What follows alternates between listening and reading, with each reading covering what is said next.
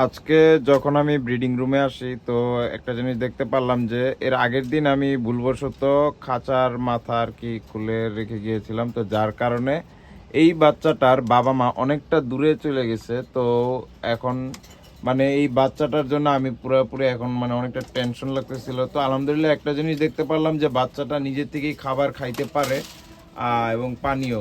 তো অলমোস্ট এটার পেটটা আলহামদুলিল্লাহ অনেকটা ভরে গেছে। এটা নিজের থেকেই খাবার খাইতে পারে, সেলফ ডিপেন্ডেন্ট হয়ে গেছে আর কি।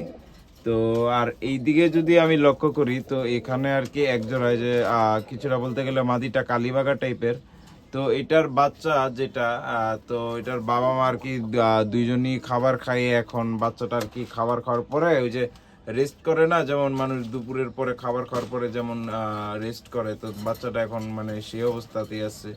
তো এখানে আর কি এই দুইটা মানে দৃশ্য থেকে যেটা বুঝতে পারলাম যে নিজে থেকে আর কি সেলফ ডিপেন্ডেন্ট হওয়াটাই অনেকটা বড় কথা, না হলে এই দুনিয়াতে টিকা যায় না।